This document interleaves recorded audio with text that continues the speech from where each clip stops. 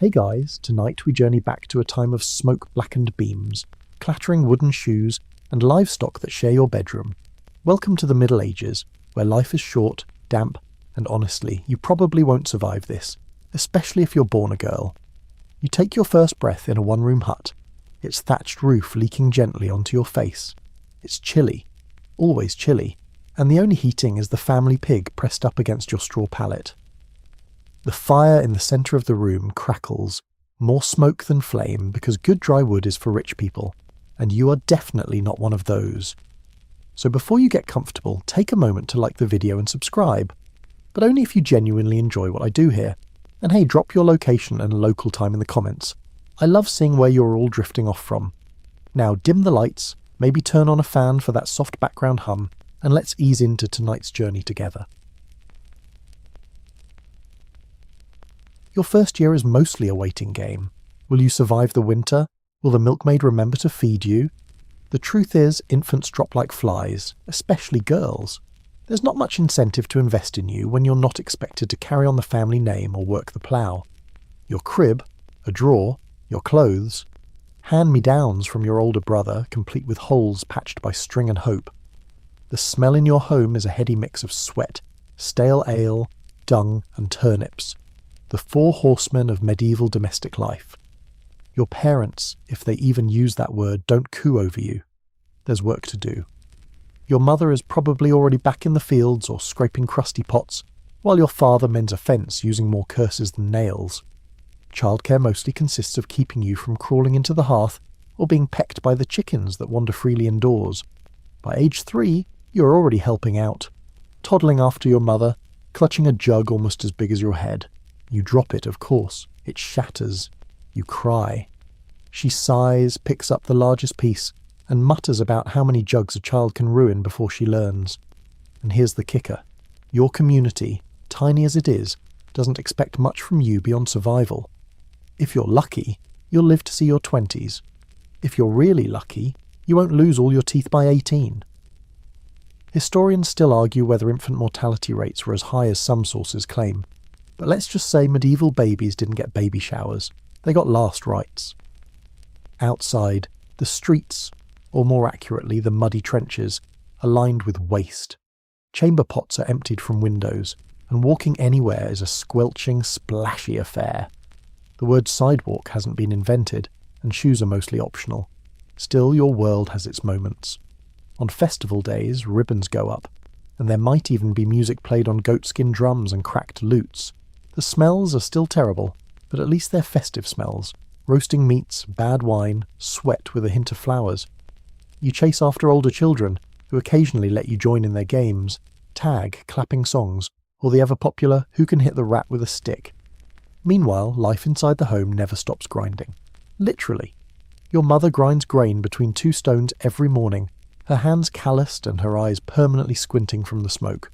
You sit nearby, pretending to help while absorbing every detail, how to knead dough, twist wool, stir gruel without scorching it. A mainstream historical fact here. Most peasant women in medieval Europe worked longer hours than their husbands. Between agriculture, housework and child-rearing, they were the original multitaskers, minus the coffee breaks. But don't mistake this for empowerment. It's not lean in, it's lean over the trough, and hope the porridge doesn't boil over again. As the years inch by, your little body adjusts to the diet. Mostly rye bread, cabbage, onions, and anything that didn't crawl away. Quirky side note, some medieval parents believed stale ale was safer than water for toddlers, so yes, you might be drunk before you're 4. Cheers. By now, your siblings have probably started dying off from things with names like bloody flux or bone fever. No one explains these illnesses. People just start whispering and looking away. When someone dies, the mourning lasts about as long as it takes to sew them into a sack and dig a shallow grave. Your own health is a gamble. You get sick often, recover sometimes, and are always itchy. Lice are part of the family, fleas your constant companions. You scratch, they bite, and life marches on. There's no school for you, of course. Girls don't need letters. They need strong backs, nimble fingers, and the ability to keep quiet. If your village has a priest who teaches the boys their Latin prayers, you might sneak a peek from the window, but mostly you learn through watching. Your mother mending a torn tunic, your grandmother plucking a chicken while telling stories of a queen who once bathed in milk. That part might be made up. Historians still argue whether medieval queens actually had milk baths, or if that's just a fancy lie passed down by envious peasants. You don't know how different things could be. All you know is what you see: the daily struggle to feed mouths, the never-ending dirt, the rhythm of bells from the church tower, calling you to prayer, to chores, to the market where you might trade a sack of onions for a cracked comb. Your name is whispered with half love and half resignation. You're a girl. That means your time in this world has a very specific shape, a brief window of childish freedom before the work, the marriage, and the dangers set in.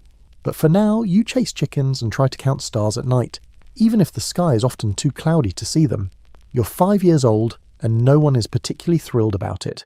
There's no cake, no candles, no embarrassing singing, just another morning where you're expected to stir the porridge while your mother nurses your newest sibling, and your father sharpens a scythe that's older than your entire family. You're a girl, and in the Middle Ages that doesn't come with perks. In fact, it's closer to being a lifelong penalty. When you were born, no one cheered. There were no celebrations, no carved spoons or decorative swaddling. If anything, your father might have muttered something like, "Another mouth but not a strong back." Ouch. Naming you wasn't exactly a creative act either. Maybe you're called Agnes or Matilda, because that's what her grandmother was called, and your parents were tired. Or worse, they named you something like Pernell after the mule, which honestly might be flattering compared to how they treat you. Boys get more attention, more food, and more hope pinned to them. After all, they might grow up to inherit land, run the farm, or avoid dying in a war. Girls, you're more like practice. A temporary guest in your own household, destined to become someone else's problem as soon as your body says go. Historians still argue whether medieval families truly valued daughters less, or if it was just a byproduct of economic desperation. Either way, affection isn't a given. You learn to stay quiet, to make yourself small. Your mother rarely makes eye contact unless you've dropped something, and your father only notices you when you're in his way. But you're clever. You learn to slip in and out of sight like a little house ghost, fetching this, stirring that, memorizing adult routines with the precision of a spy. On market day, you follow your mother into town, watching her haggle over eggs with the same intensity of a knight negotiating a truce. She doesn't smile much, but when she does, usually when someone finally gives her a fair deal, it feels like spring breaking through an endless frost. Still, people glance at you and sigh. "Shame she's not a boy," someone whispers, as you carry a pail of milk nearly your own size. You almost respond, but what's the point? You've heard it before, you'll hear it again. By the time you're 6, you've developed what you might call functional invisibility. You can dodge flying poultry, predict when a bucket's about to spill, and preemptively remove splinters before they fester. Your tiny fingers are useful for untangling wool, and you've learned to look busy even when you're dead tired. And then one day your mother sits you down, brushes your hair, and says the strangest thing. It's time you learn to carry yourself properly. You're confused. Are you not already carrying wood, water, shame, and the weight of unmet expectations? But no, she means your posture, your manners, the delicate balance of being seen just enough to be marketable, but not enough to be inconvenient.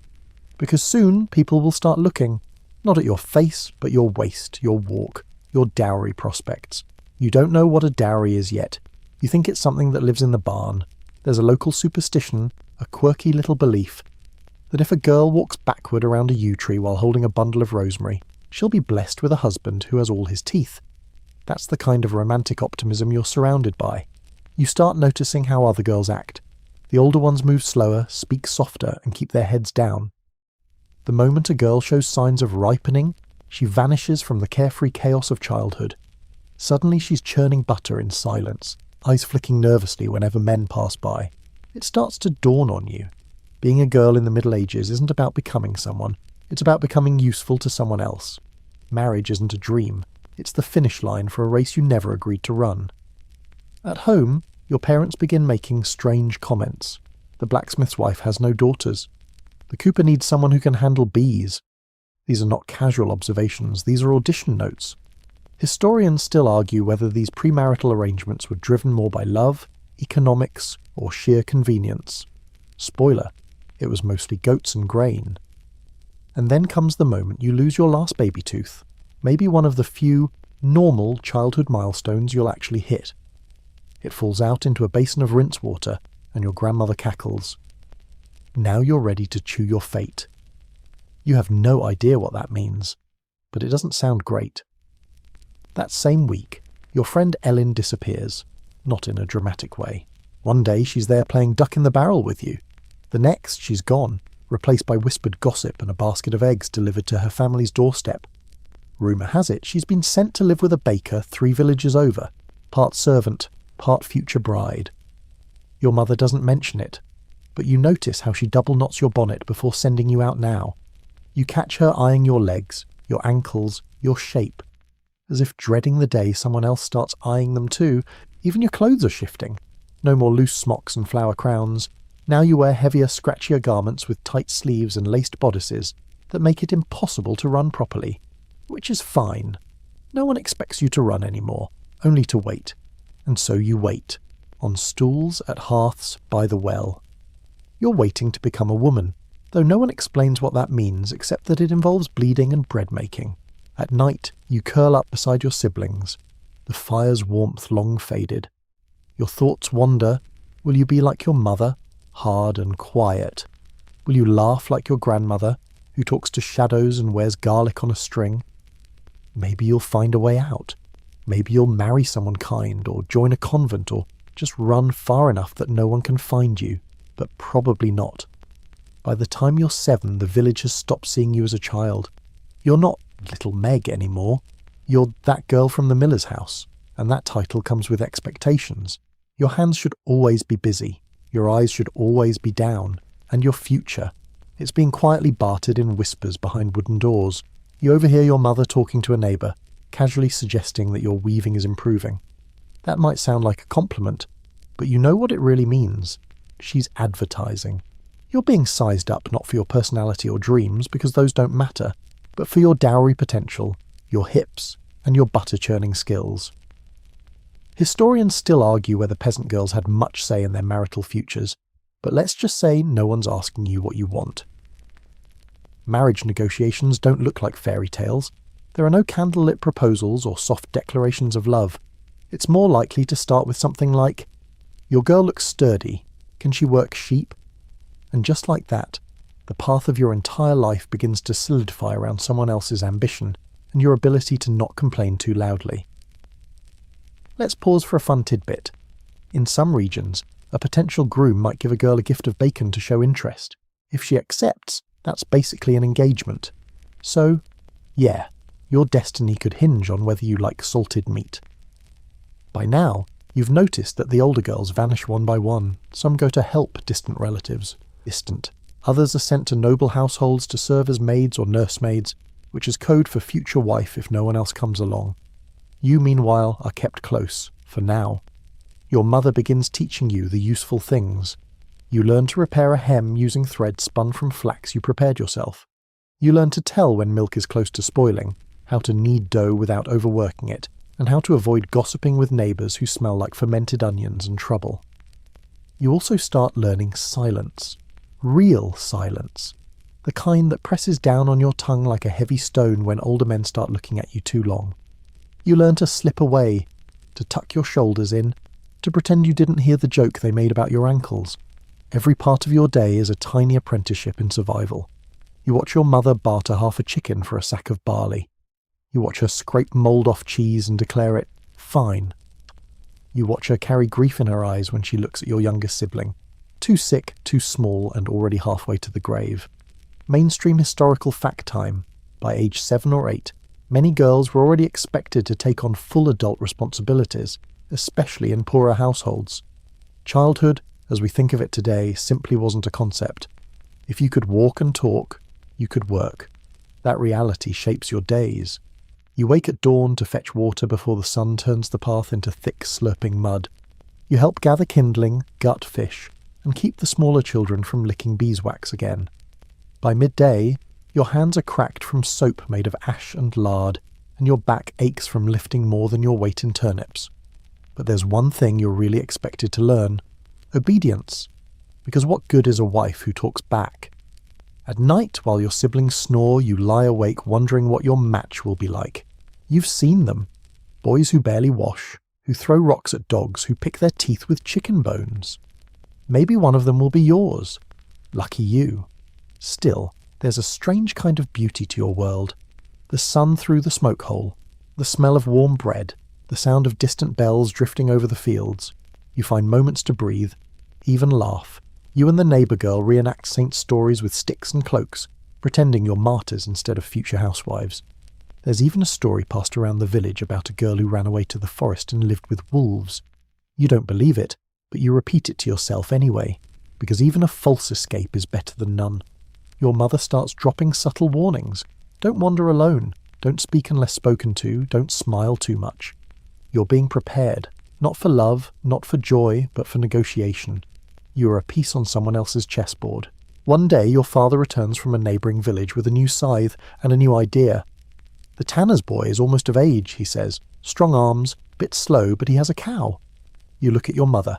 She doesn't smile, doesn't frown, just nods. A cow is a cow. Later she hands you a basket of eggs and sends you to the tanner's house. You're not told why, but you know. The boy answers the door, red-faced and barely able to look you in the eye. You both mumble awkward greetings. Behind you the chickens cluck like judges. Back at home, nothing is said. But the air is heavier now, and your best tunic is laid out more often. Historians still argue whether medieval girls understood they were being matched up at this age, or if they simply accepted what happened next as a natural progression. But you feel the shift. You sense the closing walls. The waiting is over. You're a girl, and your time is almost up. The first thing you learn to do well, really well, is thread a needle. Your mother places the rough cloth in front of you, hands you a length of scratchy homespun thread, and waits. You fumble, you squint, you curse under your breath. She doesn't help you. She just watches. Eventually the thread goes through the needle's eye, and she nods, satisfied, as if you've passed a test that matters more than reading or prayer. Because it does matter more. If you can't sew, patch, spin, or mend, then you're not a woman. Not a useful one, anyway. You're a burden. And burdens don't last long in this world. You spend hours cross-legged by the hearth, sewing tunics with holes in the armpits, hemming linen under things, or reinforcing worn-out shoes with whatever scraps can be spared. You learn quickly that the thread shouldn't be too tight. It'll pucker the fabric. Too loose, and it falls apart. There's a rhythm to it, like breathing. In, out, pull, snip. Outside, your brothers learn to swing axes and chase pigs. Inside, you learn to transform a pile of flax into something someone might call clothing, or at least warmth. There's no applause, just more cloth to fix. Your days stretch out like spun wool, long, thin and tangled. After stitching comes spinning, twisting fibres into usable thread using a spindle and distaff. Your fingers grow stiff. You get splinters. You bleed onto the fibres sometimes, but your mother just shrugs. It blends, she says. Mainstream historical fact. Textile work dominated the lives of medieval women. In many households, spinning, weaving and mending consumed more hours than cooking or childcare. Cloth didn't come from shops. It came from you, or it didn't come at all. There's a saying in your village, a woman's worth is in her warp and weft, which is a nice way of saying, if you can't keep people warm and clothed, you're not worth feeding. Quirky little detail. Some girls were taught to stitch tiny charms into the hems of garments, bits of thread tied in sacred knots or sewn into symbols to ward off sickness or spirits. You try it once, but your mother notices and slaps your hand. We don't waste thread on ghosts, she mutters. You also learn to make cheese, and not the fun kind with soft crackers and rosemary sprigs. This is raw milk, rennet cut from a calf's stomach, and hours of slow, sour curdling. You stir and strain and press with heavy stones, trying to keep flies out of the mix. Sometimes you fail. People still eat it anyway. And butter. Don't even get started on butter. Churning is a full-body ordeal. You grip the handle, pump up and down like a human piston, sweat pouring down your back while the container sloshes and gurgles like a groaning stomach. When the butter finally appears, soft, yellow, precious, it's whisked away to the Lord's household or the market stall. You might get to lick the paddle if you're lucky. You know now that everything you do is training. Not education, not expression, just training. How well can you work? How well can you serve? Will your hands make cloth? Will your hands keep a family alive? Historians still argue whether this constant, grueling preparation gave women more control over household economics, or just tied them more tightly to the grindstone. Either way, your muscles ache, your fingers cramp, and no one thanks you. One day, a merchant woman passes through the village. She's older, sharp-eyed, wrapped in furs, and clearly someone with coin. She stops to ask your mother about wool prices. Then she glances at you. "Good hands," she mutters. "Shame she's not born in town." Your mother doesn't answer. But later, you notice she looks at you a bit differently, measuring, calculating.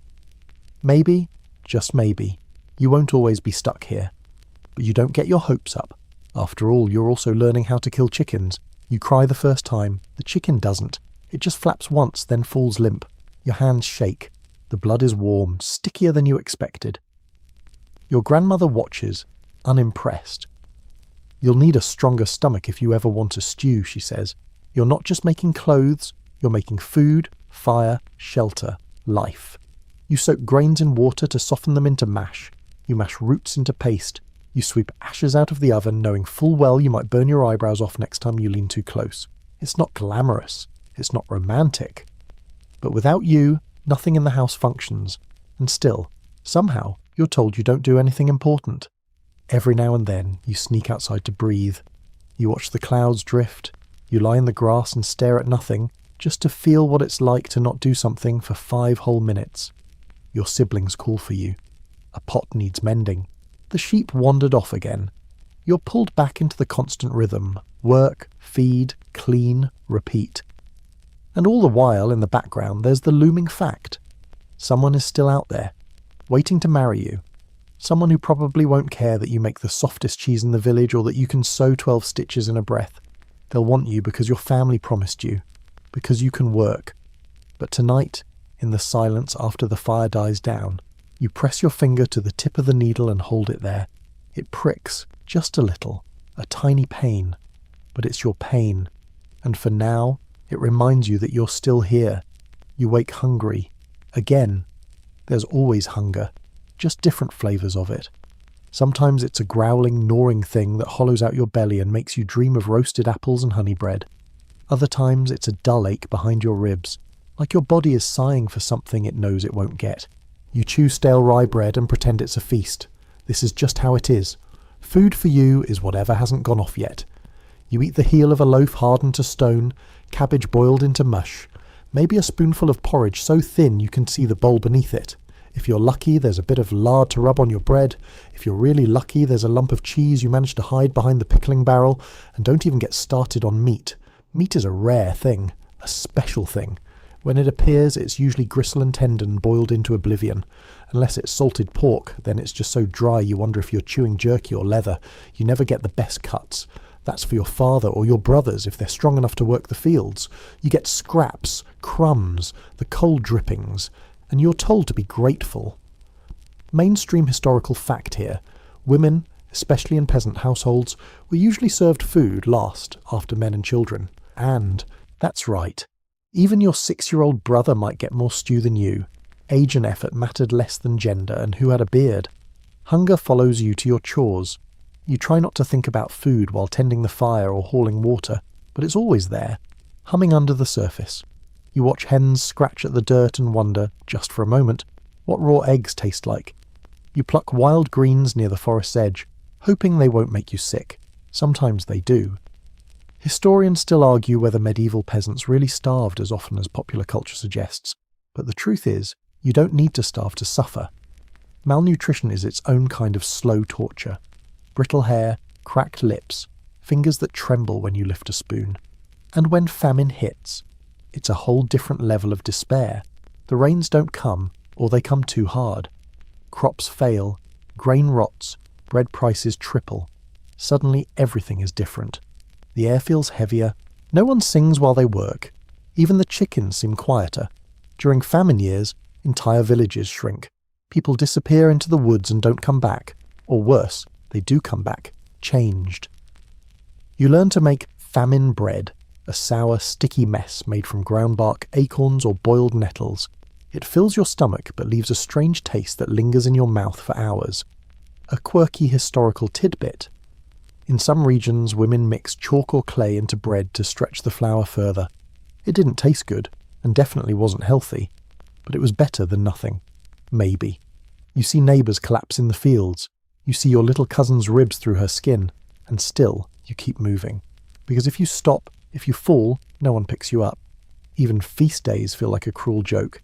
You help cook all day, stirring stews, kneading dough, roasting the one pig the village could spare, and then you get a spoonful. Maybe, after everyone else eats. Your brother burps loudly and pats his stomach. You look down at your plate and try not to scream. It's not that anyone hates you, it's just... no one's thinking about your hunger. You're a girl, a helper, a stomach to keep quiet, not to satisfy. One evening, your grandmother gives you a wink and slips you a dried plum. You almost cry. It's sweet, real sweet. You can't remember the last time something tasted like that. You hold it on your tongue as long as you can before chewing, then you lick your fingers just in case. The church preaches that fasting is holy, suffering is noble, gluttony is a sin. You look at the Lord's table, heavy with pies and meat, and wonder how he manages to stay so pious while chewing venison. Some girls dream of weddings. You dream of a whole loaf of bread you don't have to share. You try to grow, truly you do, but your body resists. Your bones ache. Your back hunches from chores, and your dresses stop fitting only because your shoulders get broader, not because you're taller. At some point your first molar falls out, and a new one grows in cracked and brown. You poke it with your tongue for days, knowing it'll never feel right. Historians still argue whether dental rot was worse for women due to malnutrition, but when you pull a bit of bone from your gum after eating, you stop caring what the scholars think. One winter, food gets really scarce. The snow comes early, hard and sharp. The root cellar's empty. The animals look nervous when you walk by. People whisper about boiling shoe leather. Your aunt dies of the fever.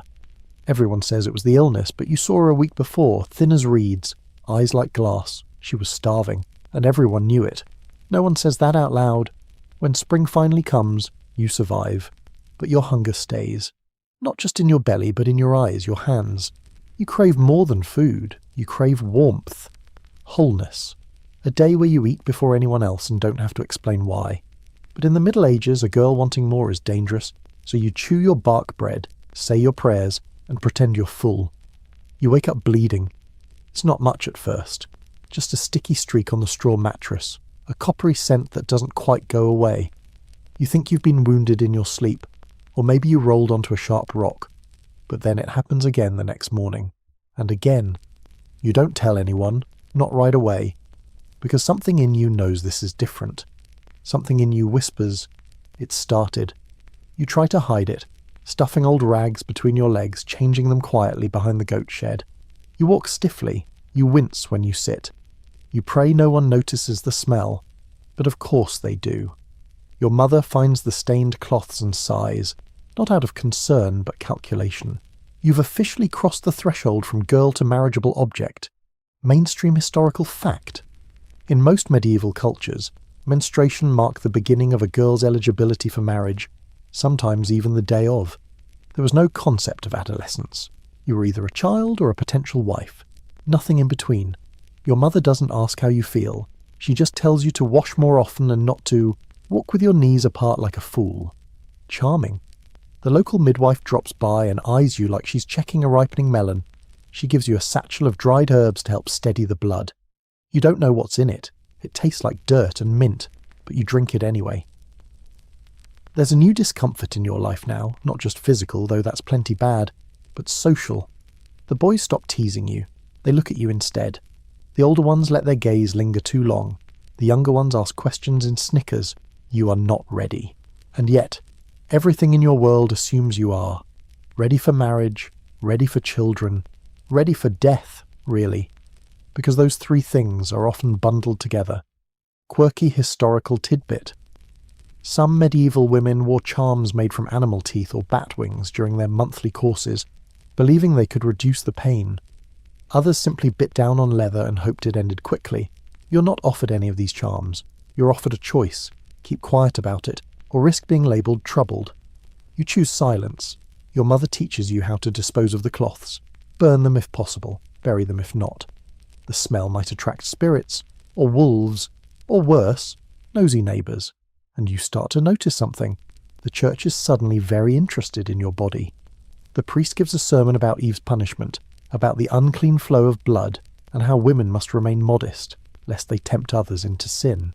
You sit in the back of the cold stone chapel, clenching your jaw, wondering how bleeding once a month makes you a threat to anyone.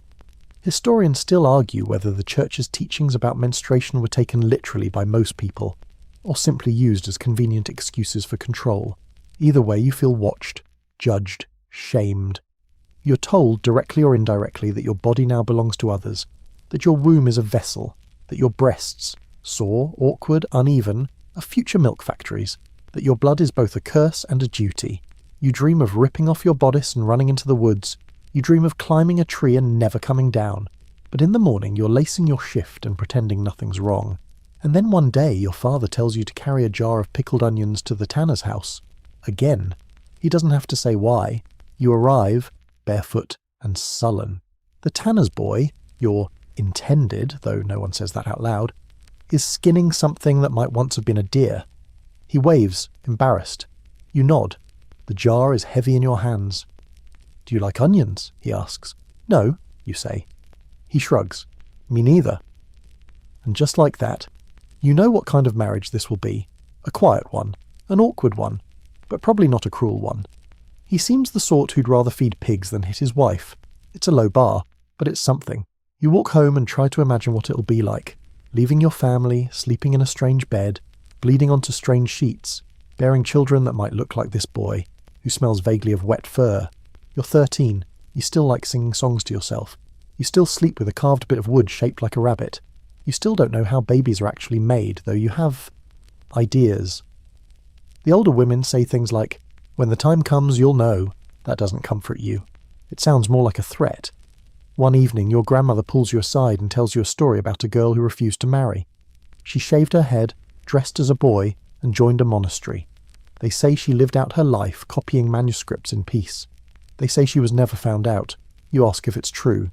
She just winks and says, "Some stories are worth believing, even if they're not real." You sleep with that story tucked in your mind, just in case. But the world keeps turning. Your bleeding becomes regular. You learn to track the moon. You learn to layer your skirts. You learn which herbs help and which ones make you vomit for 2 days straight. You even learn how to smile when someone compliments your childbearing hips. And somewhere deep inside, you start building a small hidden room inside yourself. A mental space no one can enter.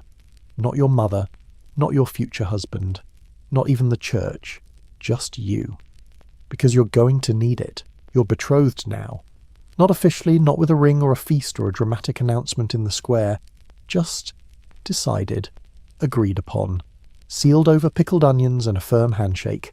The tanner's boy and you, it's a done deal. You weren't consulted. You weren't even properly informed. One day you were you, and the next you were spoken for. Like a loaf of bread promised to someone who hasn't paid yet. You don't even know when it's happening. Could be next year. Could be next week. You try not to ask too many questions because asking makes you seem difficult. And difficult girls don't get choices. They get punishments. Your mother starts preparing your dowry. It's not much. A wool cloak, some linens you've stitched yourself, a 3-legged stool your brother carved, and a few chickens, assuming they survive the summer. You're proud of the embroidery on one cloth. Tiny flowers, curling vines. You trace them with your fingers at night, imagining that someone someday might notice. Mainstream historical fact. Most peasant marriages were practical arrangements. Economic survival more than romance. Property, livestock and alliances mattered more than feelings. Your family's goal is simple. Move you off the books and hope you don't starve. You begin making visits to the tanner's household. Casual ones at first. You help render animal fat into soap. You watch his sisters card wool. You try to avoid the back of the shed, where the skins hang like sagging ghosts. The tanner's boy, your future husband, isn't cruel, just quiet. His hair sticks out in every direction, and he smells like ash and hide. He offers you a dried apple slice one day. You accept it. You smile. It's the closest thing you've ever had to courtship. You wonder if this is what love looks like. You won't admit it, but you miss your home already. Not the work, not the hunger, but the rhythm, the predictability, the way your little sister braids your hair with clumsy fingers, the lopsided stool near the hearth, even the goat that once ate your only pair of stockings. You won't get to take any of that with you. On the day of your wedding, if it can even be called that, there's no gown, no crown of flowers. You wear your best tunic, which is still patched at the elbow. Your mother ties your hair with a ribbon you haven't worn since you were 6. Your father nods at you, says, "Don't make trouble." That's it. A priest reads some Latin words you don't understand. Bread is broken. A jug of ale is passed around. Someone sneezes during the vows. You don't cry. You just feel separate, like you're watching someone else's life play out. Quirky historical tidbit? In some rural communities, if a wedding couldn't be afforded, couples were sometimes declared married by simply agreeing to live together and referring to each other as man and wife in public. That's it. No bells, no dancing, just mutual survival. You ride to your new home on the back of a cart. There's no saddle. The road is muddy. Every bump feels like a question you forgot to ask. Your new household is strange. The air smells different. The floor creaks in unfamiliar places. You sleep on a straw mattress stuffed with a mix of feathers and fur. You lie there, staring at the rafters, listening to every sound, every breath that isn't yours. And then there's the matter of the marriage bed. No one explains what's expected, not directly. But the tension is unmistakable. You brace yourself. You do not cry. You focus on the knots in the wood beside your head. You breathe. It's over quickly. The next morning your thighs ache and there's a small patch of blood on the blanket. Someone sees it and nods approvingly. Like you've passed another test, you want to disappear. Historians still argue whether peasant women truly had no say in consummation, or whether some households allowed time, patience, even kindness. You suspect it depends entirely on the man. And you? You got lucky, sort of. Your days don't change much, except everything is new. New chores, new rules, new family dynamics to navigate without stepping on any toes, or egos. You rise before dawn to help render tallow, stir dye, scrape hides. Your hands reek of lye. Your skin burns. Your fingernails turn black from soot. No one thanks you. You've learned to be invisible, to smooth the fabric of other people's lives without creasing it. That skill serves you well here. You also learn to bite your tongue, especially when the tanner's mother critiques your stitching, or your posture, or the way you hold a knife. "She's young," someone mutters. "She'd better grow fast," someone else replies. You want to scream. But instead you go outside. You sit on the cold steps and look at the stars. You try to remember how it felt to lie in the grass and make up songs. You try to remember who you were before the onions, before the ribbon, before the priest. And you tell yourself this: you are still you, somewhere. It's strange how quickly life reshapes itself. One week you're balancing a chipped bowl of stew at your family's hearth, and the next you're expected to command an entire kitchen without dropping the bread knife. You don't feel like a wife. You feel like a child pretending in someone else's shoes, only the shoes don't fit and no one's pretending. Your mornings start with a grunt from your husband as he swings out of bed. He doesn't speak much, just nods, scratches his beard and walks outside to tend hides or scrape lye from a barrel. You lie there for another moment, staring at the smoke-darkened beams, knowing what's next. Get up, stoke the fire, sweep, pour water, knead dough, feed chickens, clean chamber pot, boil linen. And if your mother-in-law's in a bad mood, redo everything because your sweeping wasn't thorough enough. Being married isn't the happy ending it's made out to be in songs. It's just the next phase of labour. Your property now, his, not in the metaphorical way, in the legally binding way, mainstream historical fact. Under medieval law, especially in most parts of Europe, women were considered subordinate to their husbands. Their legal identity essentially merged into his. No property, no vote, no say. You were a person before marriage. Now you're a shadow. You can't even go to market without permission, or at least without explaining why. You need dried herbs, thread, more lye, but when you mention it, your husband shrugs and says, "Can't you make do?" That's the phrase now. Make do. Make it work. Make less seem like enough. You don't resent him exactly. He's not cruel, but he's tired, like everyone, and you both carry your weariness around like cloaks. The good days are when you get things right, when the soap comes out pale and smooth, or the broth actually tastes like food. On those days, you feel capable, respected even. not quite seen, but not invisible either. Then there are the bad days. Days when the lye barrel leaks, when your stew burns, when your mother-in-law tells you your womb must be cold because there's still no baby. You try not to flinch when she says it. You've only been married a few months. You barely understand your own body, let alone how to will life into existence. But already people are watching, whispering, quirky historical tidbit. Some women in the Middle Ages believed that stepping over a hair or sitting too close to a blacksmith's anvil could cause infertility. Others blame tight bodices, or too much garlic, or not enough garlic. You don't know what to believe. So you drink teas made from mugwort and pennyroyal. You sleep with a cloth doll beneath your pillow. You rub rosemary into your wrists. You pray sometimes, even though it feels like the prayers bounce off the rafters and slide down the wall. Then one morning your stomach flips at the smell of boiling cabbage. You run outside, hunch over a log and retch until your ribs ache. Someone sees.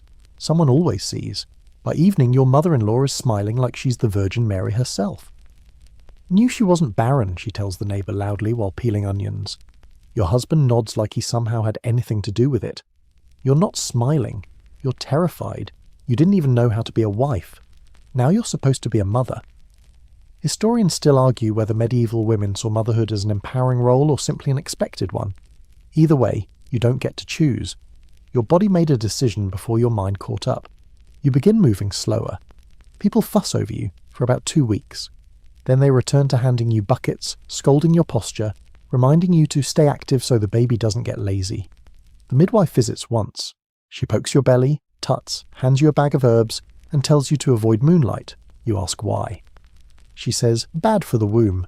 You don't question it. You try to prepare. You ask your husband's sister what birth feels like. She laughs for a full minute. Then she says, like dying, but slower. You laugh too, because what else can you do?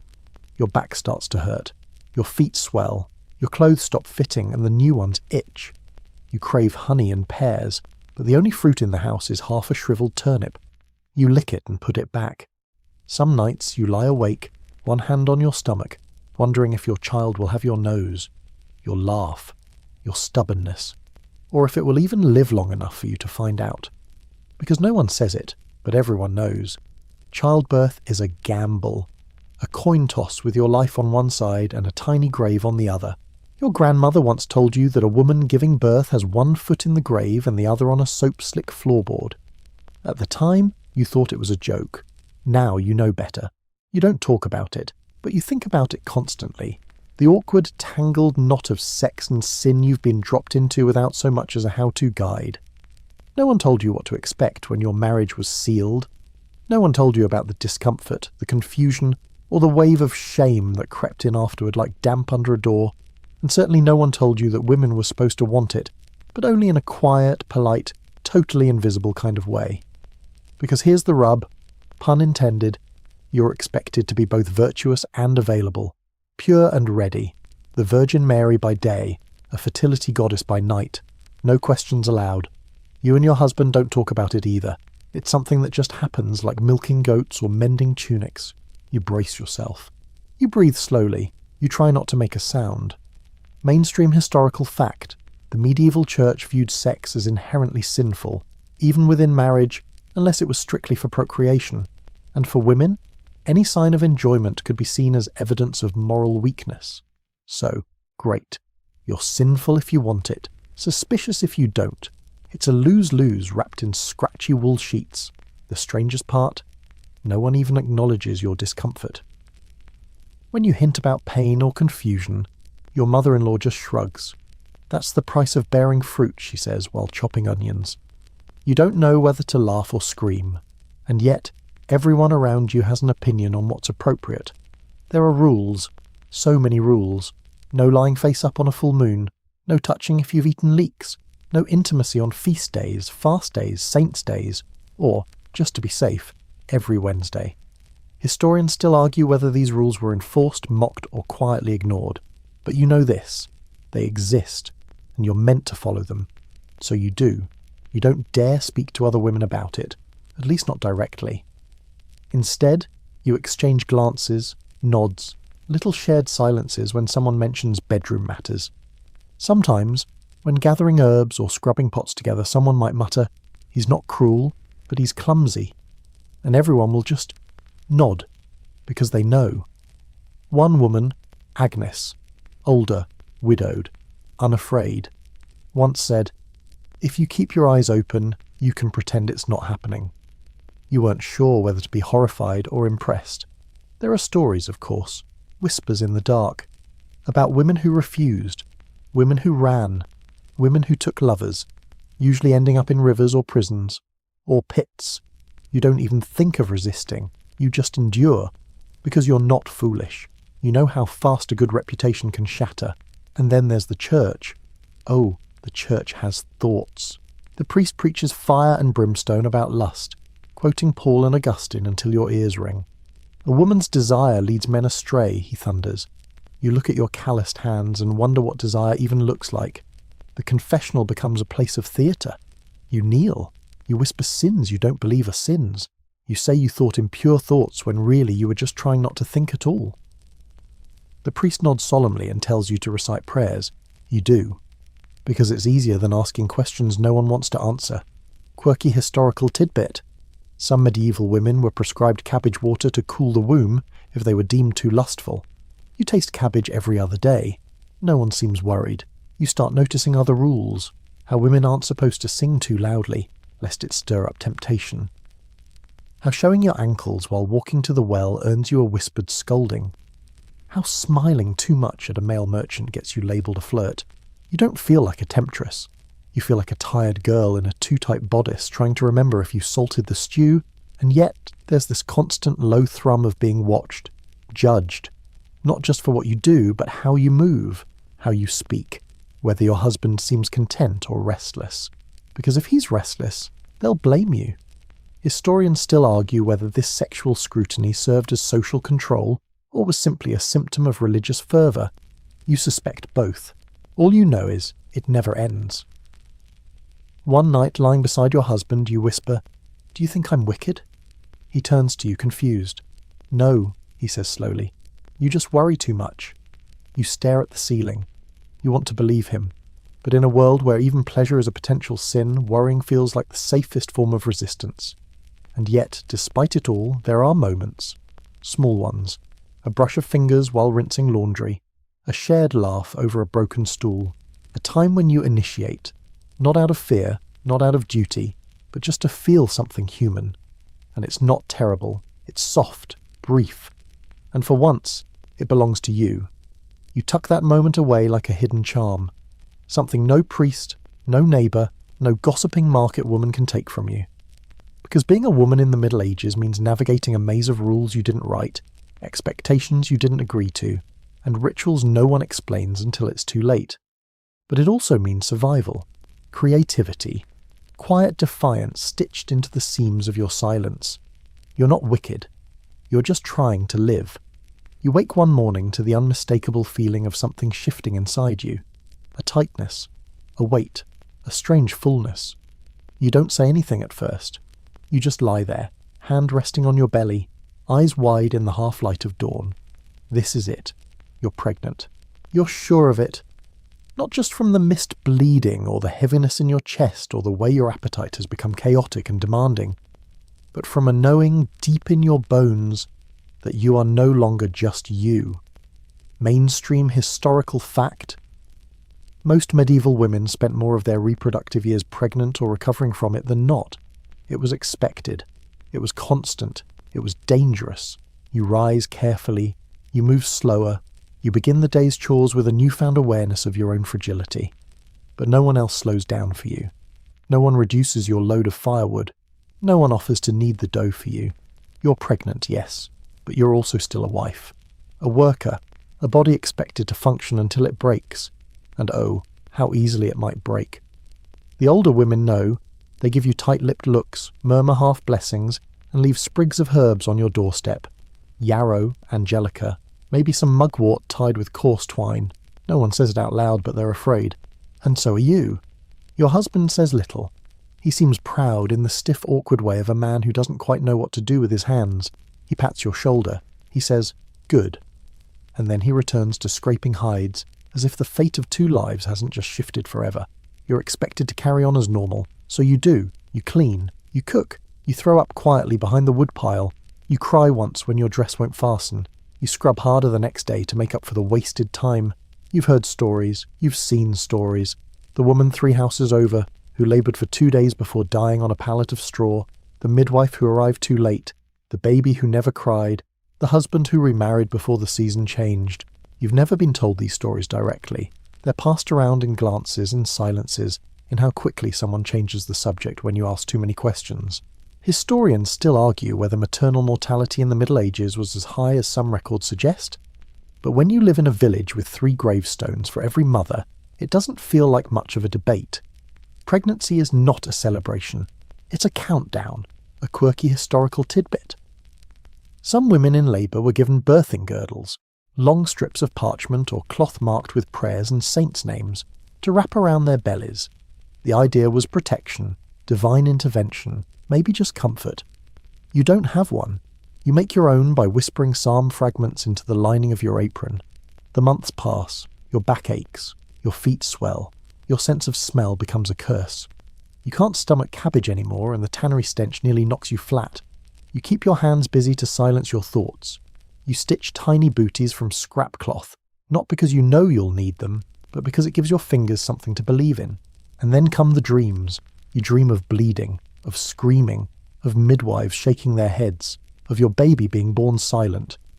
You wake with a start, the sheets damp, your hand on your stomach whispering, "Not yet, not yet, not yet." When labour finally comes, it arrives not like a thunderclap, but a slow, dragging tide. It starts with a tightness in your back, then a pain that wraps around your belly like a belt of knives. You try to keep working, out of stubbornness, fear, shame, but by midday you can't stand. Someone runs for the midwife. She arrives with a satchel that smells like dried blood and rosemary. She doesn't say much.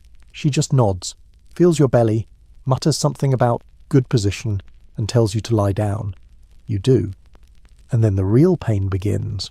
No one prepares you for how it takes over, how it owns you, how your body stops being yours and becomes a vessel for agony. You scream. Once. The midwife slaps your thigh. "Save your breath," she says. You nod. You bite your fist. You try to remember your name.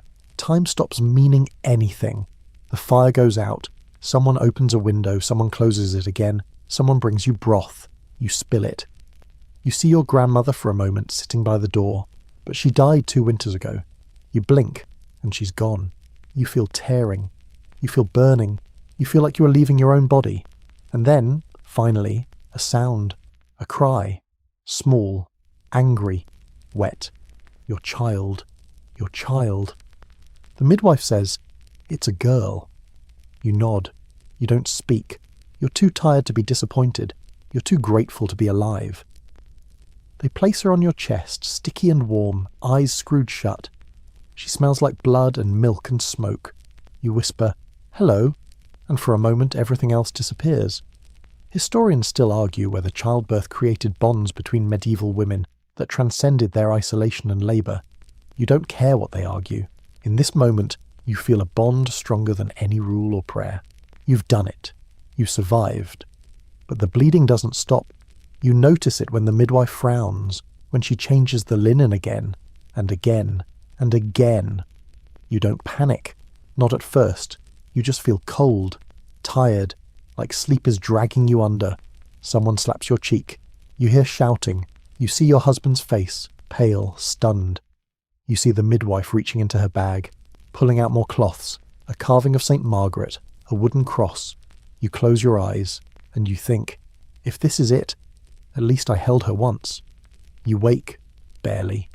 The world is a blur of dim light and coarse blankets. You feel the sting of fever in your limbs, the dryness in your mouth, the odd sensation of your body floating several inches below itself. You're alive, but only just.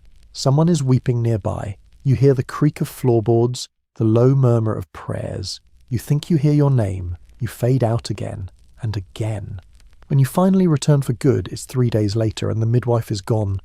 Your husband sits beside the bed, silent. Your baby, is swaddled tightly in someone else's arms. "She's fine," your mother-in-law says. "Quiet, good appetite. You did well." You did well. You feel hollowed out. You're told the bleeding slowed, that the fever broke, that you were lucky. Some women don't wake up at all. And though you survived, you know a part of you stayed behind on the floor of that room, a part you'll never get back. Mainstream historical fact: postpartum infection, or childbed fever, claimed the lives of countless women in the Middle Ages. With no knowledge of bacteria and almost no hygiene standards, a simple unwashed hand could mean death within days. Surviving childbirth was a victory. Surviving the recovery was something closer to a miracle. But no one around you uses words like miracle. There's too much to do. You're expected to rest, but not for long. There's laundry. There are animals to tend, a hearth to maintain, and meals to cook. The child needs to nurse, and nurse, and nurse. She latches on with surprising strength like a tiny, determined tick. You ache, your breasts throb. They crack and bleed, and you clench your jaw until your teeth hurt. There's no ointment, no relief, just linen cloths and whispered advice from older women who've done this 5, 6, 12 times. You'll toughen up, they say. You'll stop leaking everywhere. You'll sleep again someday. You nod, but the truth is you're not sure you will. The baby wails constantly unless she's latched. You barely eat, you barely sleep. You sway in place while stirring porridge, nearly falling forward from exhaustion. You forget simple words. You burn things. You cry, sometimes without knowing why, and no one asks how you're doing. Because motherhood is not about you. It's about survival. For the child, not the mother. The priest visits once. He blesses the baby. He blesses you too, but then adds a note of caution. Do not grow vain in your role. Humility is your virtue now. You stare at him, blankly.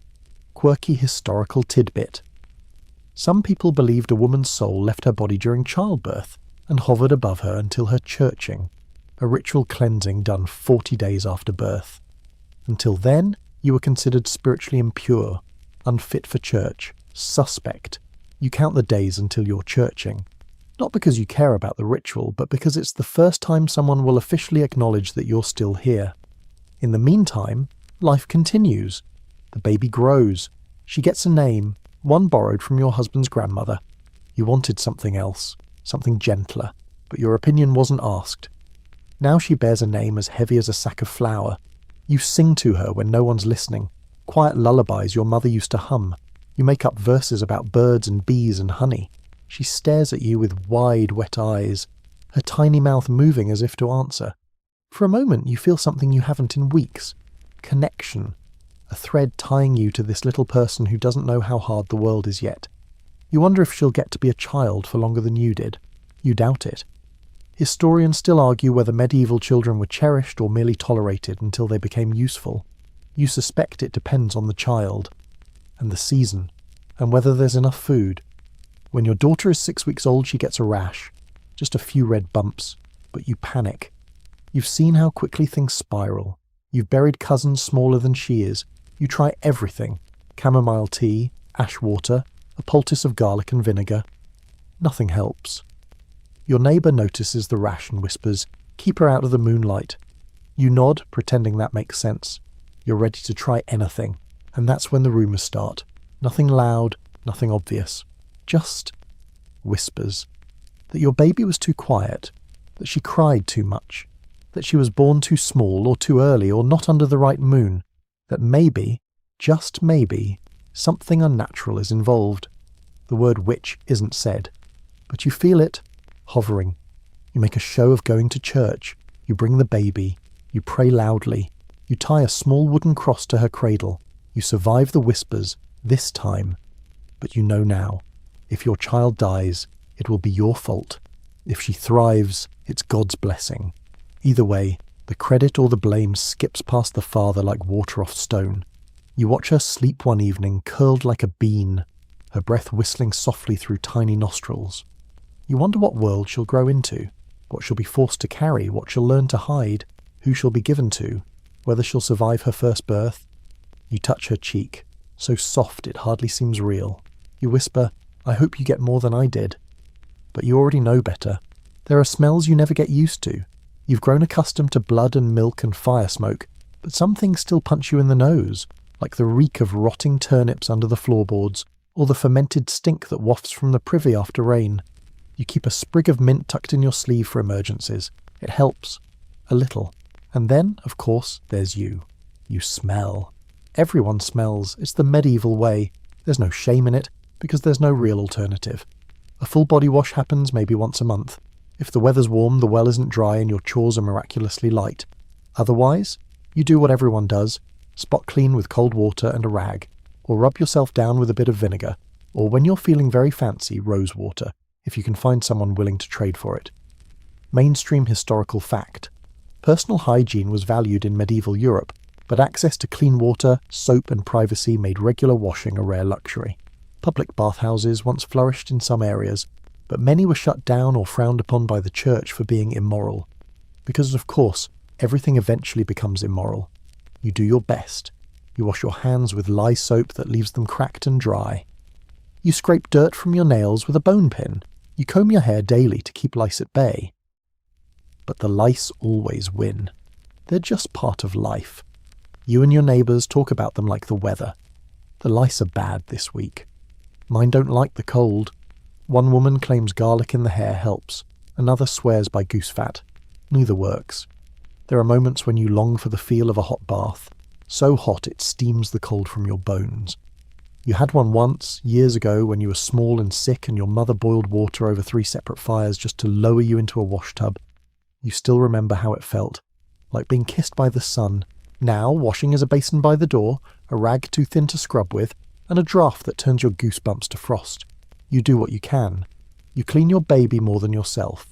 Wipe her face with soft cloths, change her linen frequently, comb the curls at her crown.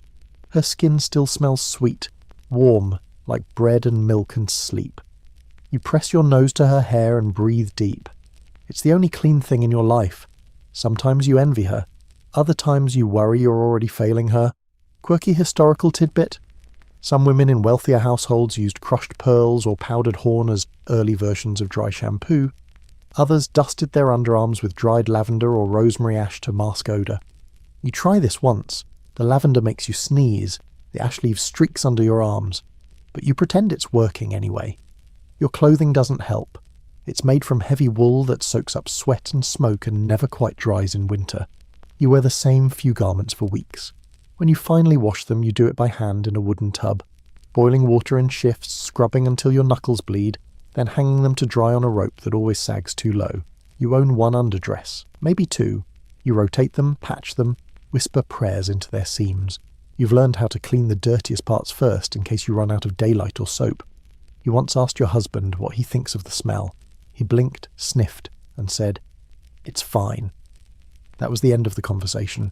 Men don't notice, or if they do, they pretend not to. But women know. You can smell grief, stress, even lies. You know when someone hasn't bathed in weeks, and when someone's trying to cover it with mint leaves. You learn to identify people in the dark by their scent alone. You hear whispers of nobility who perfume their bedsheets and bathe in milk. You laugh. Milk is for babies, not for vanity.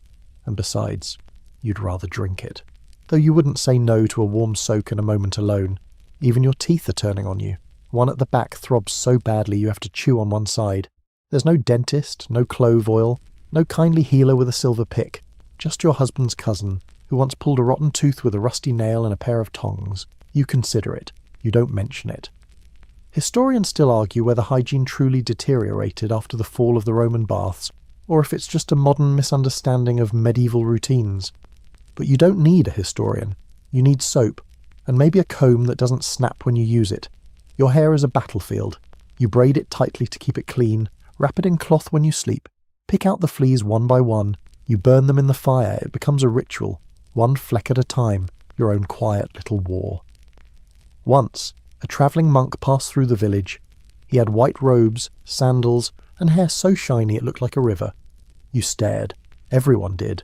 He smelled like spice and incense and something better than this place. He spoke of purity, of cleansing sins and souls. You wanted to ask if he knew how to cleanse lice, but you didn't. You just memorized his scent and carried it with you for days, and still, somehow, you endure. You stop noticing the stink most days. You catch a whiff of yourself, wrinkle your nose, and move on. You've got stew to stir, diapers to boil, firewood to gather. There's no time for modesty or shame, because in the Middle Ages, survival is the only perfume you're guaranteed, and you're still here. You're not a healer, at least no one calls you one, but every day someone knocks at your door with a cough, a rash, a burn, or something worse. You never claim to have answers. You just have what you've always had. A bundle of herbs drying near the chimney, a few old recipes carved into memory, and the ability to pay attention when the old midwife mumbled about foxglove and fennel. You learned that yarrow stops bleeding, that comfrey can knit a wound unless it's festering. That nettle makes a good tonic, but only if boiled 3 times. You know when to bury the root, when to burn it, and when to offer it with honey and hope. No one thanks you when it works, but if it doesn't, if the fever doesn't break, if the baby keeps coughing, if the dog still limps, then it's your fault, not the illness, not the season, yours. Mainstream historical fact: women in medieval villages were often the primary caregivers and informal healers. They administered herbal remedies, helped with births, treated wounds, and did it all without formal training or protection. When it worked, they were wise women. When it didn't, they were witches. You felt the shift, how quickly a neighbour's gratitude turns to suspicion. There was a day, not long ago, when you gave a poultice of ground mustard and pig fat to a boy with a fever. His mother thanked you, called you clever, praised your soft hands. Then he got worse. He died. And now she won't speak to you. She doesn't have to. Her silence spreads. Others catch it. Whispers begin. You feel them like a draught through the door. Cold, creeping, impossible to block. She spends too much time in the woods. She talks to herself. She doesn't pray loud enough. You want to scream, "I am not a witch. I am exhausted." But that's not how fear works. There's a peculiar kind of paranoia in your village. It simmers just beneath the surface. A cow dies, a child stutters, someone's bread doesn't rise. The cause can't be bad luck or bad weather. It must be someone, and women make convenient suspects, especially women who know things. You try to be careful. You stop going to the woods alone. You stop hanging herbs where others can see them. You tuck your remedies inside plain linen instead of painted jars. You lower your voice when giving instructions. You don't smile when they recover. Quirky historical tidbit. In some places, women were forbidden from gathering herbs during twilight or after the church bell rang at Vespers. Doing so was considered a sign of dabbling in unnatural arts. As if moonlight has a moral opinion. You begin hearing more rumours. A goose fell ill after eating in your yard. A neighbour's baby cries when you walk by. You lit a fire using only 1 match. Surely the devil must be helping you. You try not to laugh or cry. You just work harder, smoother, smaller. You offer your advice in passing so it sounds like a guess, not a cure. You say things like, "Might be good to add some sage to that tea," or "I knew someone once who wrapped a burn with cobwebs.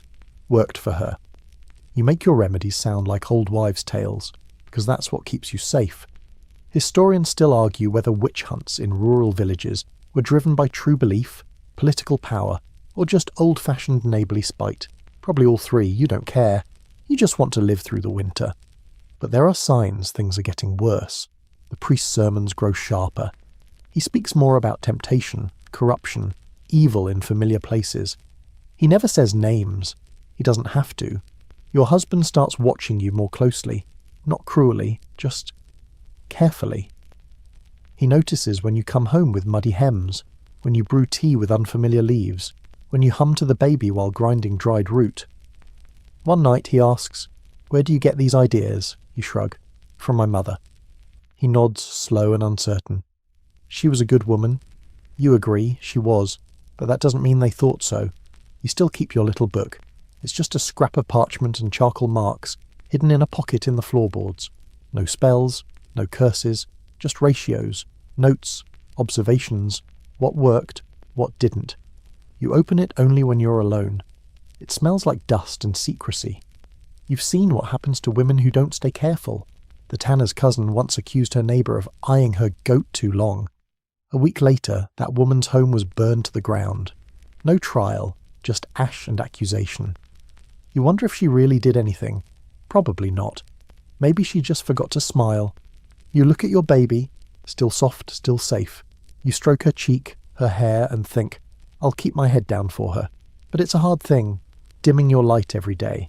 pretending not to know the difference between healing and harm, between being wise and being dangerous. You bite your tongue so often it has calluses. You stop humming. You stop brewing. You learn to say, I don't know. Because the Middle Ages have no mercy for women who stand too tall. And you're not ready to burn. You're so tired. Not just the bone-deep kind of tired that comes from chasing a toddler while gutting fish, but the soul-weary exhaustion of knowing there's never going to be a day off. No Sabbath, no festival, no miracle snowstorm that halts the grind. Just more. You wake up to work. You eat while working. You sometimes fall asleep with a spindle still in your hand. This is your life now. Mainstream historical fact. For peasant women in the Middle Ages, the labour was relentless. Agricultural work, domestic tasks, animal care, and child-rearing all fell into their daily rhythm. There was no such thing as just a housewife. You were the backbone of the household, and the least appreciated piece of it. Your hands are hard as bark now. The skin between your thumb and forefinger is permanently rough from pulling flax. You've forgotten what it feels like to have clean fingernails for longer than half a day. You sometimes wake up with your fingers curled into fists, still mimicking the action of wringing out cloth. You want to laugh at the idea that women are the weaker sex. You want to drag every smug clergyman who says that into your kitchen, hand him a basket of laundry, a colicky child and an oven full of bread, and watch him cry before noon. But instead, you just nod politely. Because you still need blessings. You still need peace. Some mornings you're in the fields, picking stones from the furrow so the plough won't catch.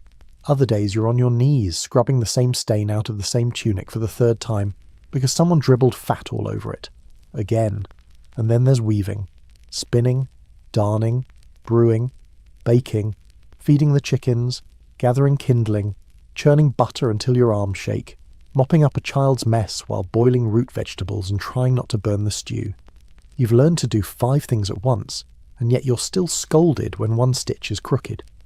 Your mother-in-law grumbles that your embroidery isn't clean enough. You want to shove the needle into your own ear just to block out the sound. You get no credit when things go well. But when something breaks, burns, spoils, or disappears, everyone looks at you. Historians still argue whether women had any true authority in medieval homes, or whether they were simply the most overworked and underpraised managers in Europe. From where you're standing, it feels like both. You run the show, but no one claps at the end. You try to carve out small moments of rest, a warm spot near the hearth, a bit of honey licked from the spoon before your daughter sees, a quiet moment before anyone wakes when the world feels soft and half real. But these are brief, fragile things, easily shattered. You drop a pot and someone calls you clumsy. You take too long sweeping and someone asks if you're ill.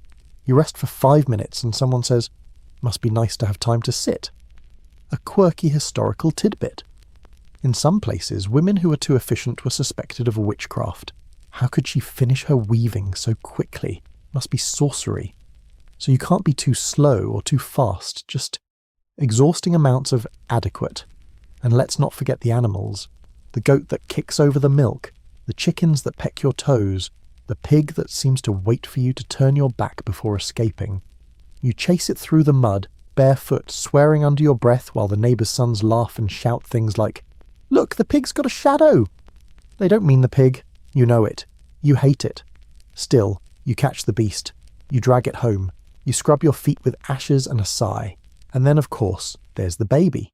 Sweet as she is, she clings to your skirt like a burr. You love her, but gods, you dream of silence.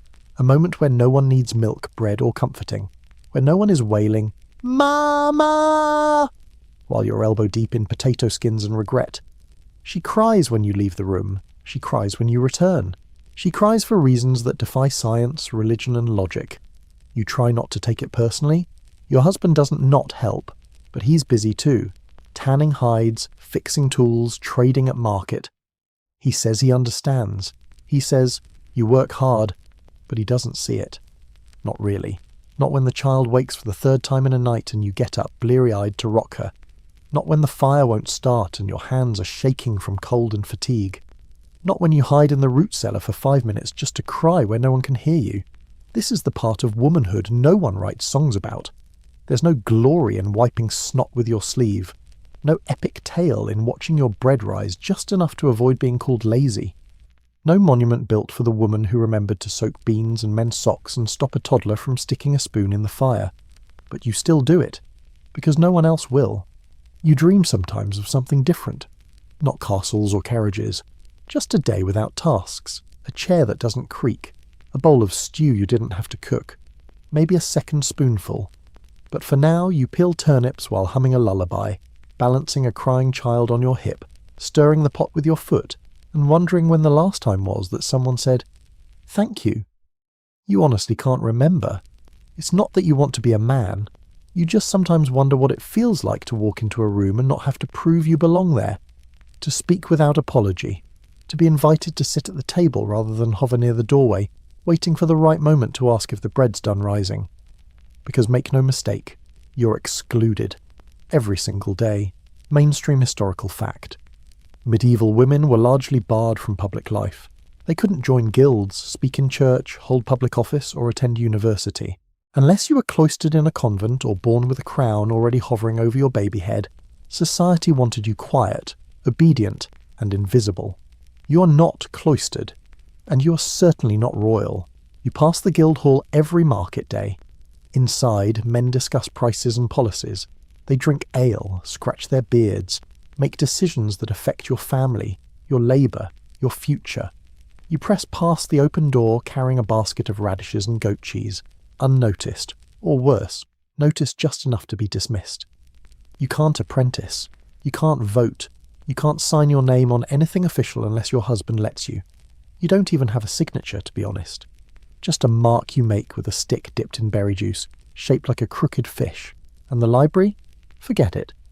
You once peeked into the priest's chamber while scrubbing the church floor and saw the books lining the wall. Real books, not just scraps or folded prayer sheets. You asked what was inside them. "Not for you," he said without looking up. "Your soul has more to gain from silence than study." You nodded, because what else could you do? You asked your husband once if he ever wished you could learn letters. He shrugs. If you could read, you'd be distracted all day. We'd starve. You don't ask again. Quirky historical tidbit. A few women in medieval Europe were literate, and even managed to write. Abbesses, noblewomen, a few lucky merchant daughters. Some disguised their work under male pseudonyms or dictated to monks who copied their words in secret. There were cracks in the wall, but they were narrow, and most women never even saw them. You do try to learn. You memorize symbols. You listen to sermons carefully, mimicking the shape of letters with your finger in the dust. You ask your daughter to repeat new words as she hears them, turning language into a game you both pretend isn't dangerous. But knowledge is slippery, and forbidden things tend to fade unless held tightly. Sometimes, at night, you whisper old stories your grandmother told you. Stories about talking birds and clever girls who outwitted monsters by knowing just one thing more than anyone else. You hold those stories like tools, secret knives hidden in your apron pocket. The other kind of exclusion stings even more. You're not just left out of books or guilds, you're left out of the centre of things. The men speak over you at meals. At church you sit to the side, head bowed, shoulders hunched, mouth shut. At market you do the bartering, but the coin still passes through your husband's hand. Even your own opinions are suspect. If you speak too confidently, people squint. They assume someone put the idea in your head. They ask, "Where'd you hear that?" As if wisdom only flows from male mouths. Historians still argue whether this exclusion was universal, or whether some women in urban areas had more agency through trade. But you live in a village, and in your world, you know your place, because it's been shouted at you since you could walk. Still, you find ways to rebel. Small ones. You teach your daughter songs that are a little too cheeky. You dye cloth in unexpected colours just to see if anyone notices. You walk slower through town when you're alone, just to savour the feeling of choosing your own pace. And sometimes, when no one is watching, you write. Not words, not really, just lines, shapes, swirls in the mud behind the house that vanish as quickly as they appear. But they mean something to you. They remind you that your mind still turns, even if no one asks what it's turning about. You watch the boys play outside. They sword fight with sticks, shout names of knights and kings. No one tells them to be quiet, no one tells them to lower their eyes. You watch your daughter imitate them, at first, but slowly she starts staying close to you, holding dolls instead of daggers, singing quieter, sitting smaller. You don't say anything. You just feel it like a splinter under your skin. And then there are the holy days. The church fills, candles flicker, you kneel on stone that freezes your bones. The priest talks about obedience, humility, and the natural order. The men nod. The women nod too, mostly because they have to. You stare at the altar and think, what if I don't agree? You never say it out loud, but you let yourself think it. It's your quiet revolution. Because even if the world says you're not supposed to lead, speak, or learn, you're still here. You carry the firewood, you mend the cloaks, you raise the babies, bake the bread, tend the sick, feed the hungry, bury the dead. And still, you're told you don't belong in the centre of anything, but you are the centre. They just don't see it. Not yet. It begins with a glance, a flicker of disapproval from a woman in the next village over, standing stiff-backed by the bread stall. Her eyes crawl up your hemline, just a little too high for her liking, then dart to the laces of your bodice, where a bit of shift peeks out, and finally to your hair, which you tied with blue thread instead of the regulation dull brown. Nothing is said. Nothing needs to be. Because in the Middle Ages, everyone is watching how you dress. Mainstream historical fact. Sumptuary laws across medieval Europe strictly governed what women could wear, right down to fabric, colour, and even sleeve width. These weren't just fashion guidelines, they were tools of social control. You dressed not to express, but to obey. And you're always dancing a line you didn't draw.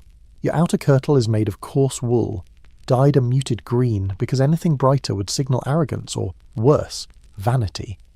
You stitched it yourself, spent weeks weaving the fabric, boiling the dye, shaping the neckline so it didn't choke you like a noose. But that doesn't matter to most people. All they see is what's wrong. It's always something. Your sleeves are too narrow, your apron's hemmed too clean, your head covering not pious enough.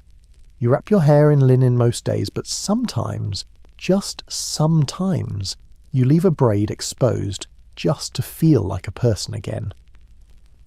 Then the church bell rings and you remember, no woman is a person here.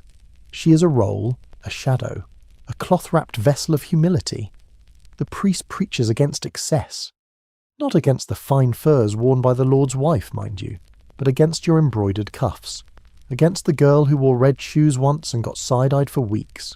Against the unmarried woman who let her neckline slip too low during Lent and found herself at confession for the next 5 Sundays. Historians still argue whether these dress codes were enforced harshly in rural villages or simply used to shame women into self-policing. You don't need to argue, you live it. It's not just clothes either, it's your body, how you walk, how you sit, how you speak. If your voice carries, even in excitement, someone clucks their tongue. If your steps are too quick, someone assumes you're chasing something wicked. If your laugh is too loud, someone whispers the word loose. You learn to shrink without even realizing it. You adjust your posture, you lower your gaze, you round your shoulders slightly so nothing about you seems bold. You stop dancing, even in private. You stop humming while you work. You start to feel that your body is less a home and more a liability, and you begin to envy the nuns. Quirky historical tidbit. Some convents allowed women to wear simple but comfortable robes, keep their hair short and move more freely within the community than most wives ever could. It wasn't quite liberation, but it was as close as many women would ever come to autonomy. You imagine yourself in a robe, walking corridors lined with stone, not having to worry if your apron strings are tied too tight, or if your neckline offends someone's sensibilities. You imagine silence, study, sisterhood. Then your baby cries. The pig knocks over the water bucket, and your mother-in-law shouts something about your bodice being too fitted. Just like that, the fantasy vanishes. You sew new sleeves that are wider. You make your apron longer. You tie your hair with dull brown thread again. But not because you agree with the rules, because you're tired of being noticed. You just want to disappear back into the rhythm of tasks and small comforts. A day without judgment feels more luxurious than a feast. Your husband doesn't understand. He asks why you've started dressing like his grandmother. You shrug. You don't tell him it's because the priest glanced at you too long last Sunday, or because 2 women stopped talking when you entered the room wearing a blue sash. You don't tell him anything, really. He notices, but not enough to change the system. He has no idea that if your child grows up liking bright colours or walking boldly, you will be blamed. If your daughter wears flowers in her hair, and someone says she's asking for attention, it's not her who will be pulled aside, it's you. You're the one they'll call prideful, irreverent, unfit. Because you are her mirror, her frame, her first lesson in how to take up less space. You want better for her. You keep a single ribbon hidden at the bottom of your chest, the blue one, the one that made the bread seller squint. You plan to give it to your daughter one day, not for show, just to hold, to know that once you wore it and felt like yourself.